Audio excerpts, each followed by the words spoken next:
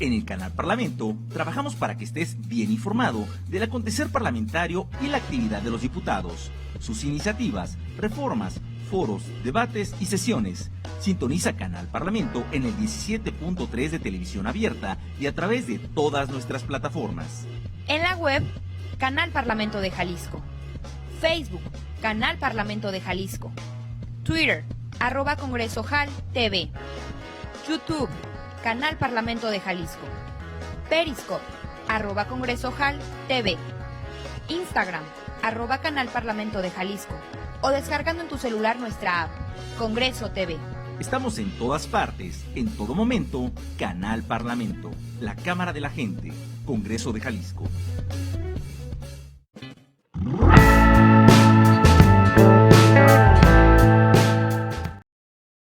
Queridos amigos, qué gusto saludarlos. Soy Rodolfo Guerrero Martínez, representante legal y socio fundador de Coffee Law SC, y es un gusto tener este diálogo con todas y todos ustedes por este medio que es Canal Parlamento del Estado de Jalisco, y desde luego, pues tener aquí la presencia de un gran amigo, un especialista en materia fiscal y derecho tributario, que es el maestro Víctor Gumaro Correa, y obviamente para tratar algunos temas que son sí o sí del interés de todos nosotros, que es el derecho tributario, los aspectos generales del derecho tributario y también del derecho tributario internacional. Así que sin más, mi estimado maestro y buen amigo Víctor, ¿cómo estás? Gracias por estar aquí conmigo y todos los que nos ven y nos escuchan. Muchas gracias, Rodolfo, por la invitación, y estamos a la orden para ver cualquiera de estos temas y bueno, participar con todos los televidentes, toda nuestra audiencia, ¿no? Muchas gracias. Hombre, ¿y qué te parece comenzar con estos aspectos, ya que son aspectos generales, el ABC de las cosas? Cuando la gente piensa directamente en el derecho tributario, pues piensa en los impuestos, piensa en el SAT, piensa en facturas. Entonces, cuando hay todos estos factores de por medio, para quien no es abogado o para quien va a ser apenas un abogado que esté pues a todas luces en acción profesional, pues ¿cómo debe entender todo esto? Sí, muchas gracias, Rodolfo. Por supuesto, es muy importante de alguna forma conocer los aspectos generales del derecho tributario, me parece a mí importante, y evidentemente pues vamos a decir, el ciudadano va a entender que la facturación, los ingresos, sus cuentas bancarias, que debe de cuidar, y que son aspectos que el contador y en algunos momentos los abogados deberían de estar versados más en esa materia. Sin embargo, hay puntos muy importantes de reflexión y de análisis dentro de todos esos aspectos que son muy importantes entender, que en mi opinión el derecho fiscal y el derecho tributario, si bien son dos ramas muy importantes del derecho público, también pues abordan temas y conocimientos que de alguna manera son un poco, vamos a decir, conceptualmente diferentes. Cuando el derecho fiscal, pues bueno, le sirve al Estado para la obtención de ingresos por cualquiera de las vías, que pudiera ser desde ingresos financieros, crédito, etcétera, mientras que el derecho tributario se refiere a institutos particularmente relevantes que tú acabas de mencionar, como son pues los impuestos, los derechos, las contribuciones de mejora.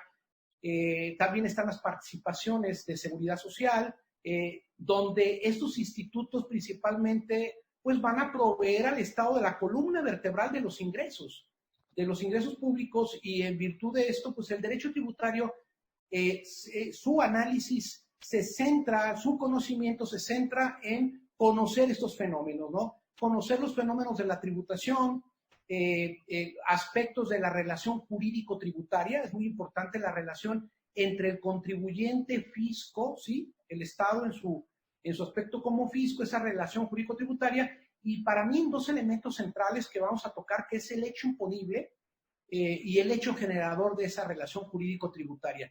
Creo que en un mapa conceptual esos son los principales conceptos que quienes quieran acercarse a conocer el derecho, pues son principalmente esos puntos, ¿no? Indudable, pues el hecho de que tomen en cuenta que no se da de la noche a la mañana entender todo el funcionamiento de algo que es tan extenso como la materia fiscal, y obviamente ya nos acaba de decir la diferencia entre hablar de simplemente la palabra tributario a fiscal, porque hay líneas de diferenciación. Entonces, eso es una parte, pero cuando vemos que en este momento, por la crisis que vivimos a nivel internacional, hay ciudadanos que siguen teniendo, pues, cómo no, la duda de todos estos temas, ¿qué deben entender al respecto de, pues, de que si no hacen debidamente las cosas en materia de rendición de cuentas, pues van a sufrir graves penas? Sí, por supuesto. Es muy importante, sobre todo, que el derecho tributario es el cumplimiento principal de la obligación principal, que es la sustantiva. Evidentemente hay reglas de carácter formal, como es declarar, presentar tanto declaraciones donde estoy manifestando el quantum de esa obligación, o sea, estoy manifestando, declarando esa parte. También hay que cumplir con toda una serie de obligaciones formales que incluye, evidentemente, tocas un tema cuando hay un tema de una pandemia o de cualquier situación que puede afectar a la economía. Evidentemente va a modificar la base gravable de las empresas. Es un punto nomás que sí es relevante. La consecuencia que la empresa, o ahorita, por ejemplo, tiene una carga fiscal de nómina, de seguridad social, importante, pues efectivamente, sin confrontar contra un ingreso acumulable, evidentemente en los meses, considero yo, de marzo, abril y mayo, pues serían meses que serían complicados, pues, en cuanto a que va a disminuir la base del ingreso que obtuviste, y además vas a tener, evidentemente, deducciones, principalmente en impuestos, en un impuesto como si fuese la renta, que es un impuesto directo. Se va a modificar esa parte, pero independientemente de esto y de las herramientas que tiene el Ejecutivo Federal y los estados también para dar unas reglas mucho más pues, flexibles en esta época, sabiendo también de antemano que se está pasando ante una coyuntura, una situación compleja.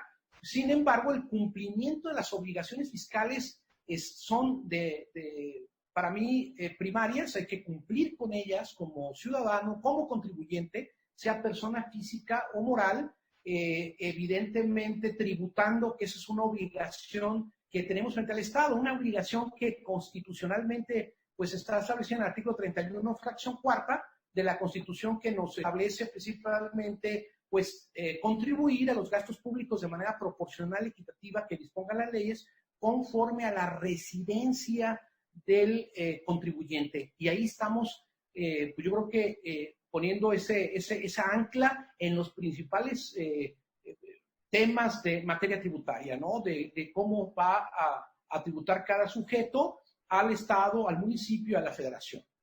Importantísimo, porque hoy en día, y ese es el punto en el que tiene aplicación obviamente el derecho en esta rama, que es las empresas que dicen, bueno, tengo que reinventarme más allá de decir, pues tomo el pañuelo, más bien yo vendo los pañuelos. Y bajo esa lógica de pasar a un modelo virtual a un modelo de e-commerce, de comercio electrónico, pues no estás de ninguna manera deslindado de cumplir obligaciones y de entender que el derecho tributario y el derecho fiscal están en esa relación digital. Entonces, pasamos a este tema. ¿Cuáles son las cosas que debe de entender el abogado para asesorar bien al ciudadano y qué cosas debe también entender el ciudadano que ahorita está pasando por esta transición offline a lo online? Sí, sí, claro. Evidentemente, ese es un paradigma, ¿no? Un nuevo paradigma para la empresa.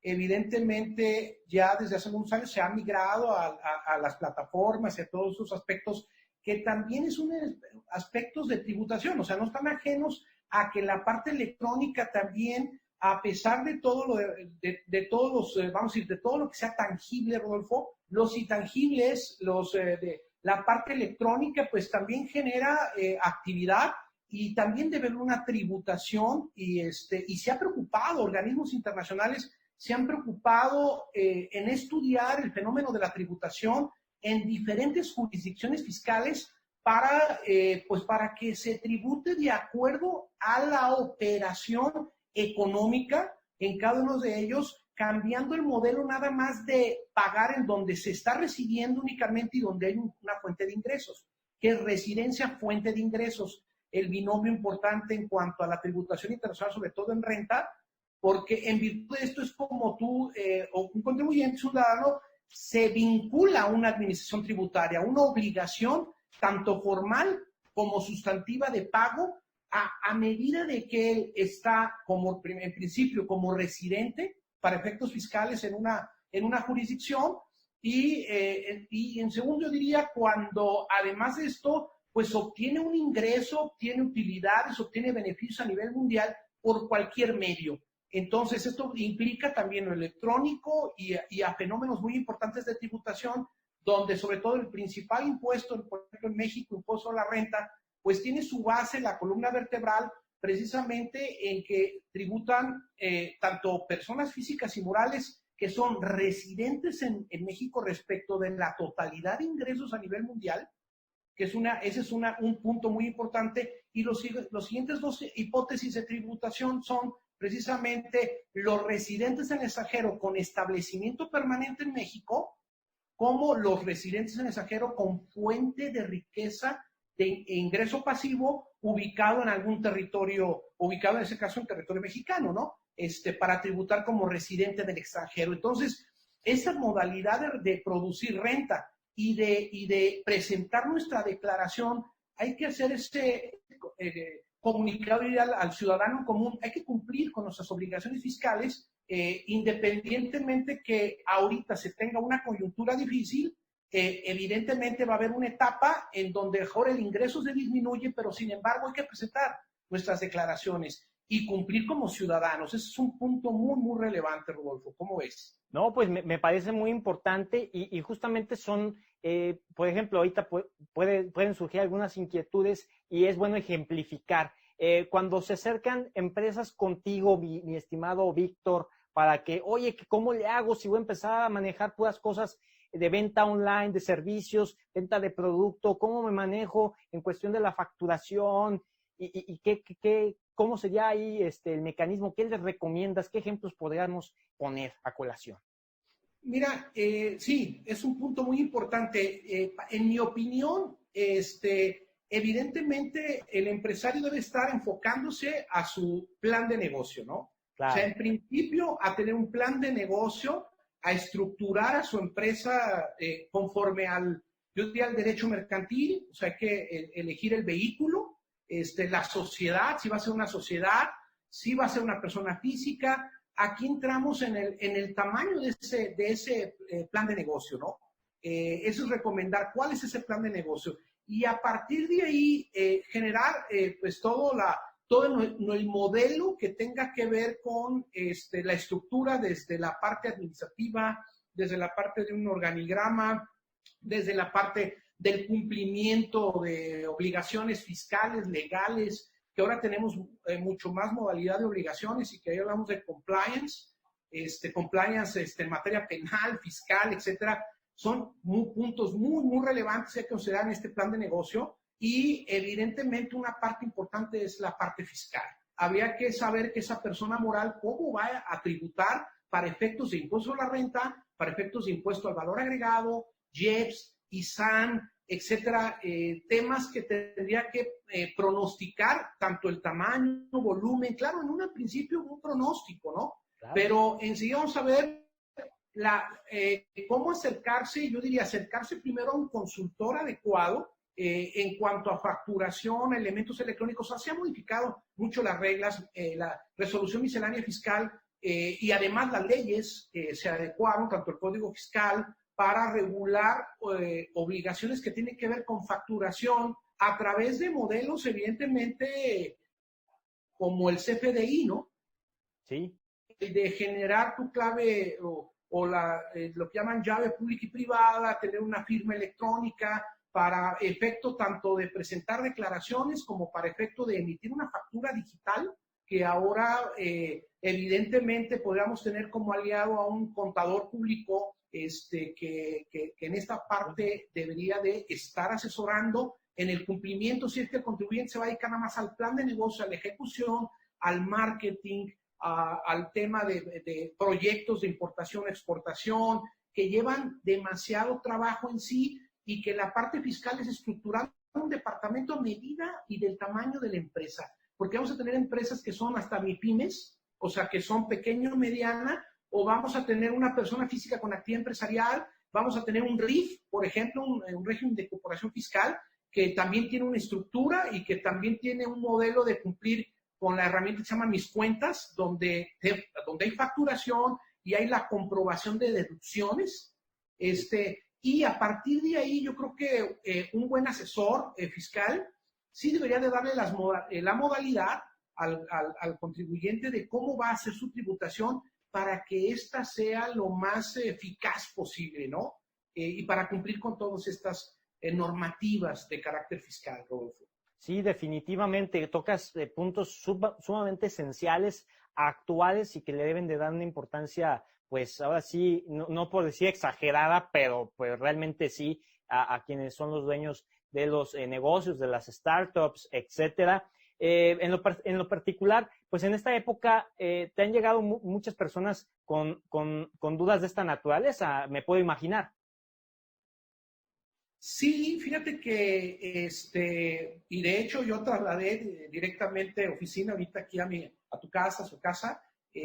Desde aquí, pues hemos trabajado mucho más a través de juntas de trabajo, estructurando nuevos contratos. Hay que revisar también toda esa parte de revisar contratos con el tema, por ejemplo, de la reforma 5A del Código Fiscal, que es la razón de negocio en los contratos. La materialidad, que también hay que cumplir con toda la comprobación que debe de tener un asiento contable. Y me refiero a esto que cuando hay una transacción económica en una empresa, pues hay que tener desde la póliza o registro contable hasta el contrato, la cotización, los reportes, todo lo que nos genere la comprobación de esos asientos contables y además, adicionalmente, la fecha cierta, ¿no? Que para efectos prácticos es también una certificación de firma de un contrato que sea muy importante, pues evidentemente darle el tema fecha cierta para una mejor defensa posterior en caso de que se ejercieran pues facultades de fiscalización, ya que hay que recordar que nuestro sistema tributario es de autodeterminación, Rodolfo. O sea, cada contribuyente se autodetermina al conocer el hecho imponible y el hecho generador, que son los conceptos relevantes del derecho tributario, y hablando de hecho imponible, pues es la norma, son los presupuestos legales que vienen en la norma fiscal,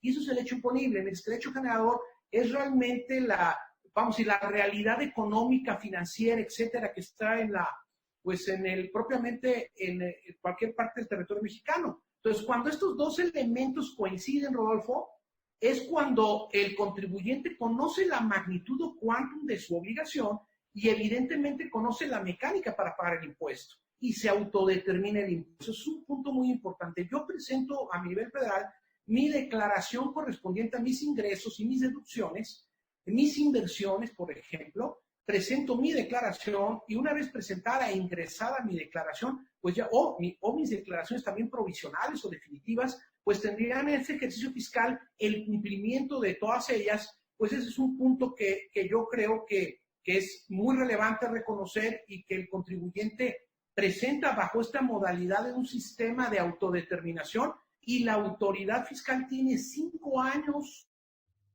para revisar cualquiera de esos ejercicios. Si no, opera la caducidad en materia fiscal. Entonces, la autoridad tiene 5 años que inicia su cómputo a partir del día siguiente que presentó su declaración del ejercicio. Entonces, siempre y cuando no presente declaraciones también complementarias que modifiquen algún renglón. Entonces, ahí tendríamos que la autoridad, pues, tendría sus facultades de comprobar cualquiera de esos ejercicios y el contribuyente de tener, pues, su documentación comprobatoria, sus declaraciones de cada ejercicio que ya está concluido.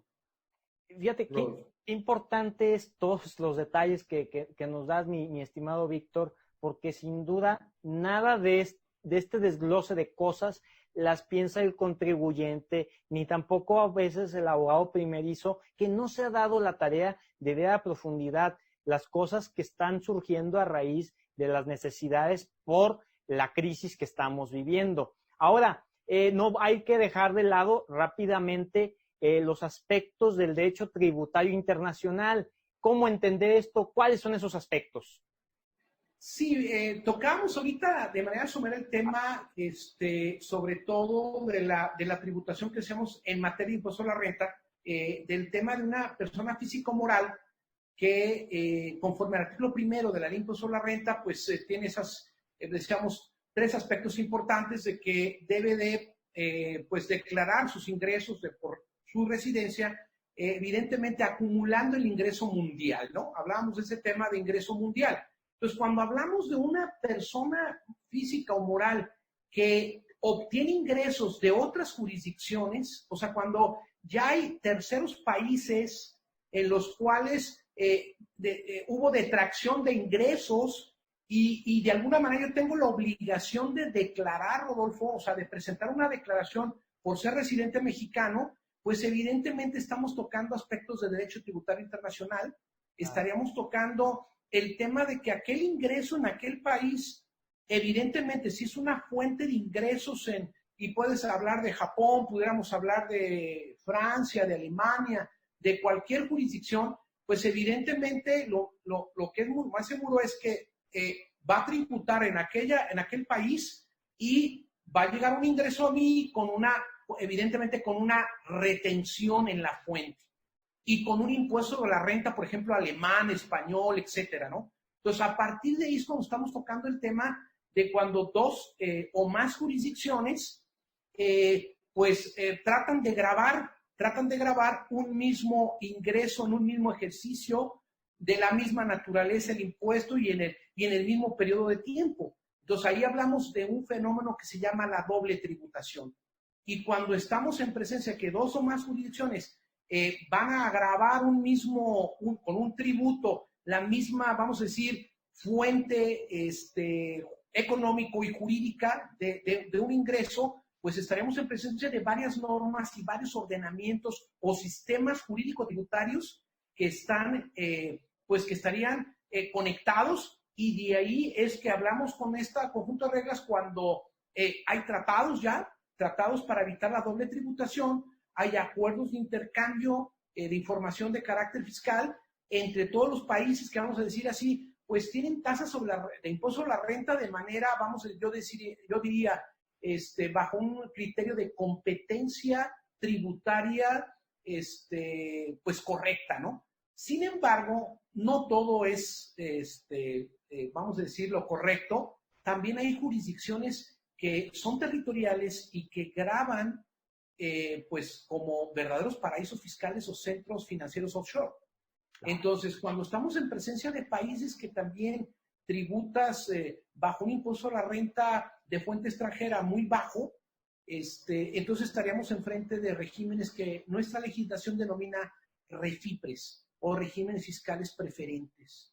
Entonces, aquí es donde evidentemente un mexicano que invierte por ejemplo, en portafolio de títulos accionarios, bonos, etcétera, en jurisdicciones, por ejemplo, como Islas Mauricio, Islas Cook, San Tomás, etcétera, pues evidentemente el llevar un ingreso de estas características financiero a este tipo de jurisdicciones, pues evidentemente no me las van a gravar en esos países, o voy a poder caer en un tema de Panama Papers o cualquier fenómeno de tributación irregular, y México más antiabuso, antielusión, para efecto de decirte, si me haces ese tipo de inversiones, no te reconozco ninguna deducción, pero además me anticipas gravar aquel ingreso que ya tienes en aquellas jurisdicciones. Entonces, si tendrás que presentarlo en tu declaración anual. Porque de lo contrario, en caso de no declarar aquellos ingresos del extranjero, pues estaríamos cometiendo evidentemente un delito de defraudación fiscal, ¿no? Esto es un tema relevante y mucho más complejo como podemos pensar, pero ahí está el derecho tributario internacional. Cuando contactas ordenamientos jurídicos que son nacionales o comunitarios, como el caso de Europa, que tiene normativas y directivas comunitarias, con países como México, los cuales también tienen su normatividad y que debemos de hacer un ejercicio de derecho comparado, de tratados, de soluciones para el contribuyente, y ahí es donde tocamos este tema que es el derecho tributario internacional. No, importantísimo, y sin duda en ocasiones posteriores, si me lo permites, estaremos explicando a profundidad una variedad de temas que son muchísimos: materialidad, defraudación fiscal, en fin. Y finalmente, mi estimado Víctor, preguntarte sobre cuál es tu opinión de lo que debería ser el abogado y el ciudadano, pues, para terminar bien este 2020, que realmente se ha convertido, a opinión de muchos, en un año oscuro. Mira, sí, creo que yo, la recomendación como consultor, como asesor, yo tengo 24 años dedicándome a la defensa fiscal, como en áreas de litigio, como director primero de una firma, después algún tiempo de manera independiente. Me tocó a mí vivir apenas afuera siendo estudiante de Derecho la crisis del 94-95, que fue una crisis financiera, y que me tocó también ver qué pasaba con las grandes empresas que no habían planeado adecuadamente o financieramente con sus recursos, y vi a muchas empresas también colapsar con todo y los temas de apoyo en UDIs, con un Estado que rescató a la banca, si recordarás, 94-95. Ahora una crisis de carácter económico y evidentemente, pero con un fondo de carácter de salud, de carácter de salud pública, ¿no? Entonces, en este tema, mi recomendación sería la innovación, Rodolfo, la innovación, las estrategias, claro, acercarte a la planeación, el acercarte evidentemente al crédito posiblemente para poder brincar esta etapa de estos 2 o 3 meses, que sí es un problema para las empresas que fueron no esenciales, Rodolfo. Tenemos algunas que son esenciales que no tendrían problema, sabemos que van a tener hasta más utilidades, ¿no? Pero las tecnológicas, las que fueron señaladas como dedicadas a infraestructura esencial, pero las no esenciales que pararon, empresas que eran parte de Maquila, Rodolfo, de Norteamérica, por ejemplo, que México tiene a la puerta el TEMEC y que tiene en funcionamiento el TLC, por ejemplo, y que somos proveedores como maquiladoras de compañías de automotrices estadounidenses, canadienses, y que producimos un componente, ¿no?, de un vehículo, y que no se va a poder reactivar aquella parte de la economía si aquí no se reactiva. Entonces no vas a poder hacer ese ensamblaje que necesita esa cadena productiva, ¿no? Sí. Entonces, la recomendación es volver a hacer la planeación financiera y fiscal, lograr la innovación, la reingeniería, evidentemente, y el acercarse a los asesores, ¿no? Acercarse a asesores financieros, contables, profesionales, y evidentemente abogados fiscalistas también, y de otras áreas mercantiles también, por si es necesidad de llegar a un convenio de concurso mercantil. En caso, negociar también esa parte, en caso de que existan adeudos de carácter tanto fiscal como acreedores, etcétera, para negociar con una moneda concursal, con UDIs, ¿no? O sea, manejar esos aspectos solamente con una asesoría profesional y evidentemente analizando los números. Entonces, la recomendación es esa, que podamos esto a partir de junio, julio, reactivar la economía y lograr esos objetivos. Esa sería la opinión, sí, acercarse, no dejar que la empresa pues va a llegar a un estado de quiebra difícil, y además pudiera generar una inhabilitación del comerciante que no queremos en el país, ¿no? Ahí estamos los defensores para esto, pero no queremos empresas también en un número quebradas, ¿no?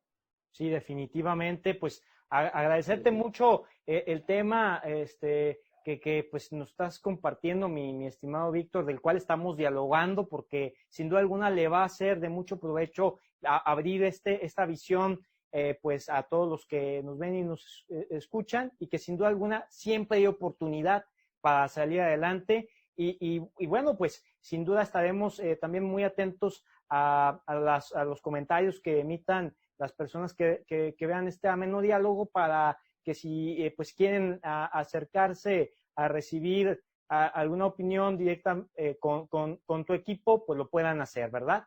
Y obviamente pues agradecerte mucho el espacio. Él ha sido Víctor Gumado Correa, especialista en Derecho Fiscal y Tributario, y bueno, hemos hablado de una variedad de cosas de gran impacto dentro de los aspectos generales del derecho tributario y del derecho tributario internacional. Y bueno, pues es siempre cordialmente invitado, mi estimado Víctor, si estás de acuerdo, en próximas ocasiones. Por supuesto, será un honor para mí, Rodolfo, compartir este espacio y un saludo a todos, estudiantes, maestros, colegas, que digamos con este aspecto de innovación y de reingeniería, tanto en lo profesional, empresarial y también en nuestras vidas. Muchas gracias. No, muchísimas gracias, maestro, y muchísimas gracias a todos. Les recuerdo que pueden buscarnos en las redes sociales como Coffee Law y Café Jurídico por Facebook, al igual que el Facebook particular de Rodo Guerrero y el canal de YouTube Coffee Law. Esto, pues, es importante siempre recordar que es optimizar o morir. Bueno, y les invito a que sigan viendo Canal Parlamento del Estado de Jalisco.